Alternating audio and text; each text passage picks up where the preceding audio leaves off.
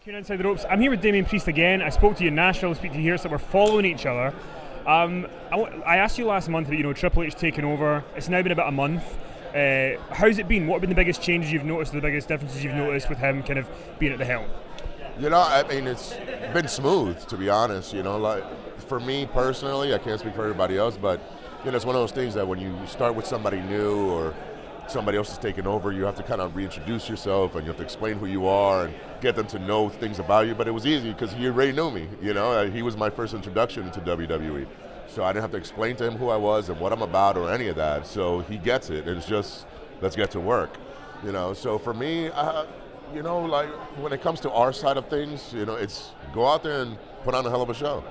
That doesn't change. So that part, the job is still the same. But obviously, it's different with him. He's, I guess, Vince McMahon era towards the end, he was, it just obviously it's just different, And Hunter now is a little bit more hands-on, where he's out there while we're going over entrances, where he's more in depth with that stuff. He's more because he's still one of those guys, which is kind of cool because I love that aspect of our business, not just the in-ring, but I like the theatrical side, which he's very much in tune with. So it's kind of cool that I get to talk a lot more about that side of stuff now. But besides that, like I said, we got a job to do. So not much changes on our end as far as like the actual job. We still got to go out there and perform in front of all of our crazy fans that we love. And we're going to do it to the best of our abilities. And it's got, you touched on, he was one of your first introductions to WWE, you worked with him, and, there's all these stories that in NXT he was so hands-on. That's got to be cool for you that now you can kind of maybe have a little bit more say in the creative process, you can pitch maybe more ideas. Is that something you've found so far, that you've been able to collaborate a little bit more? Yeah, there's definitely that aspect of he's very hands-on, he's open to conversations, so like I said, and there's a familiarity there with that I share with him, and so others as well. So there's a different comfort level.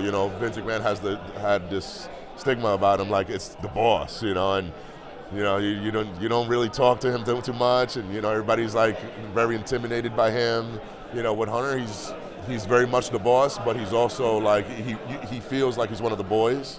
He doesn't get treated as such. He gets treated with the respect that he deserves, but there's just a different comfort there to approach him because he was on the other side.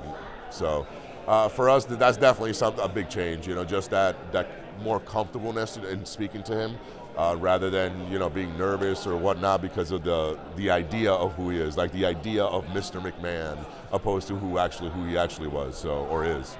So that's the difference. Where Hunter is, you don't worry so much about the stereotype of who he is. You just know who he is.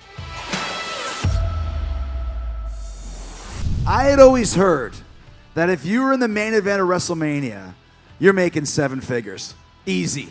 Like, no doubt about it. No doubt about it whatsoever. When I got the check, it was considerably less than that. Now, I don't want to say what it was because it was still a shitload of money, but it wasn't the WrestleMania payoff that I had always heard about.